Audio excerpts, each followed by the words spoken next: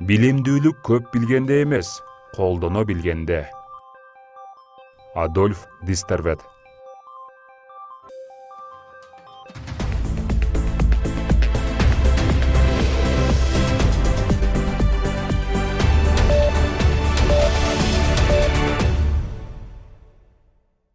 Кыргызстанда бир сутка ичинде COVID-19 илдети 410 кишиден жаңы аныкталды. Расмий маалымат боюнча пандемия башталган март айынан бери өлкөдө вирус лабораториялык жактан аныкталган учур 37.129 кишини түздү. Ал эми бүгүн бир сутка ичинде COVID-19 илдетинен 11 бейтап кайтыш болду. Саламаттык сактоо министрлигинин коомдук саламаттык сактоо башкармалыгынын жетекчиси Айнура Ахматова билдиргендей, каза болгондордун саны боюнча Бишкек шаары алдыда. Жалпы коронавирустан каза болгондордун саны 1420 адамга жетти.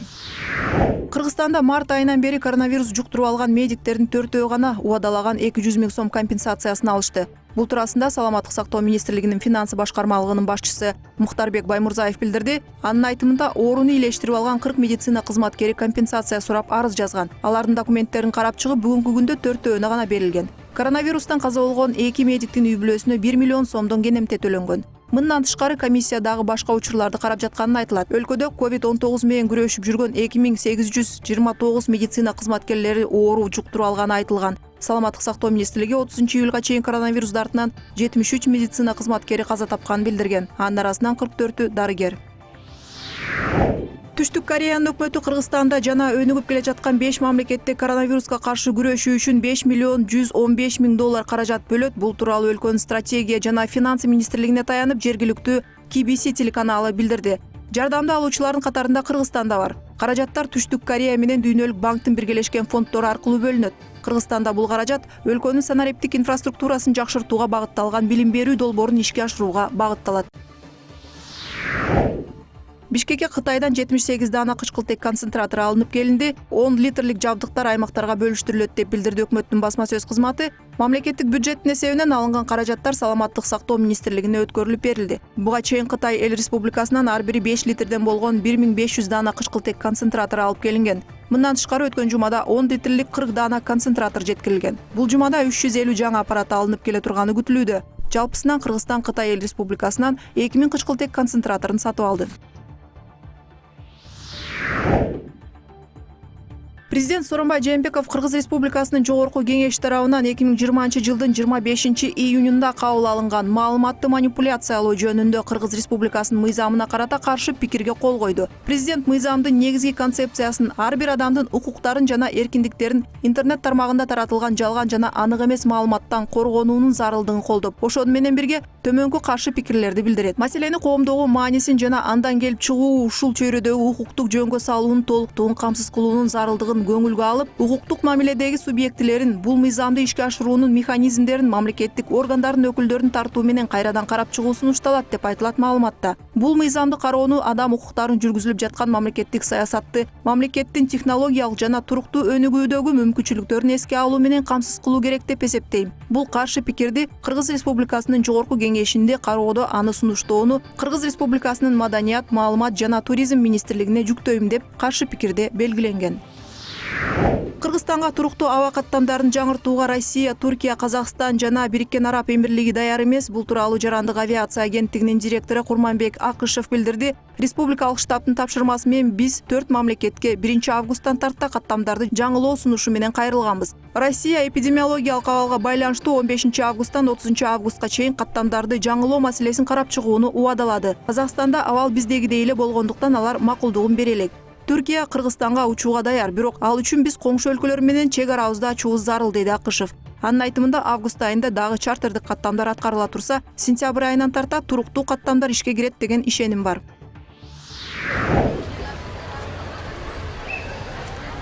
Жаңы окуу жылы адаттагыдай 1 сентябрда башталат. Бирок окуу процессинин форматы боюнча чечим өлкөдөгү эпидемиологиялык кырдаалга жараша кабыл алынат. Учурда 1 класстарды реалдуу режимде окутуу сунушталууда. Анткени башталгыч класстар мектеп, класс, мугалим жана коом деген эмне экендигин түшүнүшү керек. Учурда окуу процессин уюштуруунун бир нече варианты иштелип чыгууда.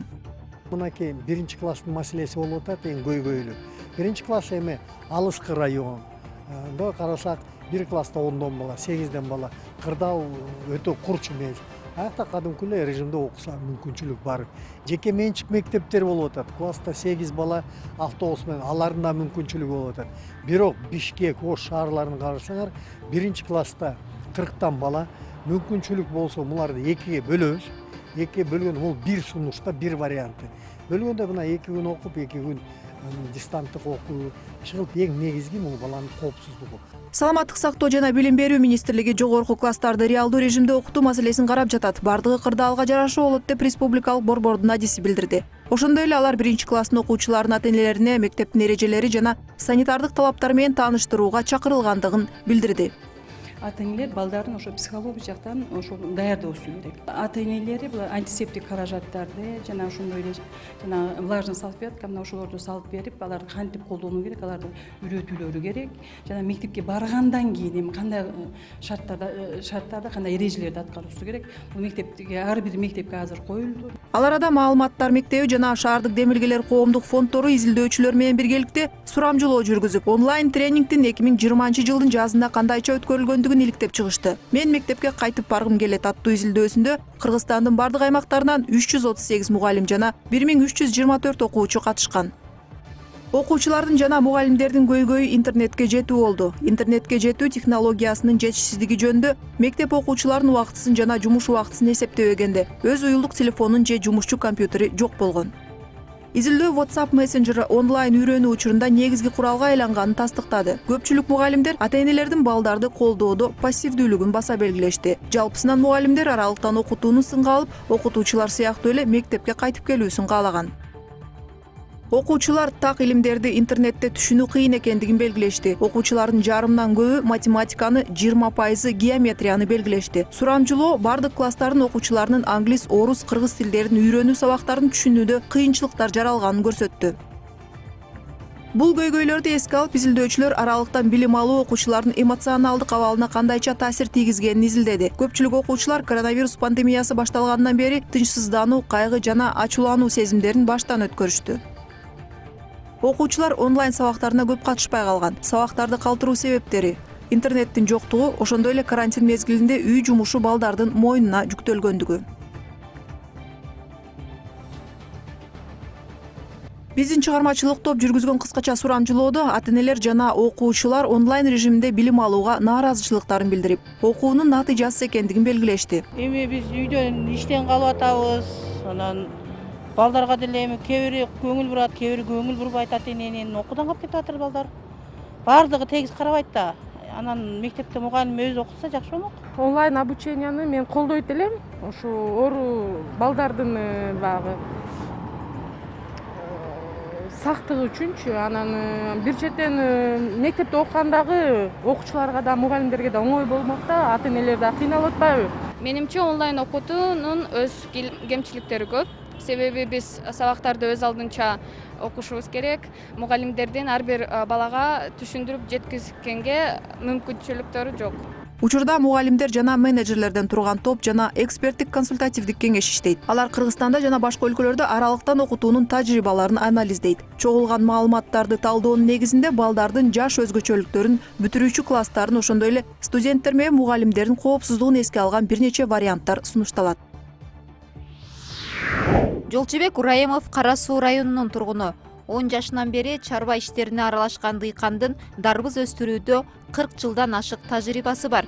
Ал 1,5 гектар айдоо аянтына 4 жылдан бери дарбыз өстүрүп келет. Жемишти өстүрүүдө канча көп каражат сарптаса, ошончолук киреше мол болот дейт. Семейный карайбыз. Бир 2 гектар жерибиз бар, ушул 2 гектар жерди сатып алып, семейный өзүбүз бала чакабыз менен, тууган урук менен адам салбайбыз, адам сала турган неме жок азыр. Өзүбүздөн ашпайт, иши жеңил бизге. Бир ошо 20 жыл, 30 жылдан бери дарбыз эгип келебиз. Мунун каерде кандай кылышын деле бардыгын өзүбүзгө жеңил. Сугаруу иштери, сугарганда эми муну 3 жолу, 4 жолу сугарасын, 3-4 суу менен пышат.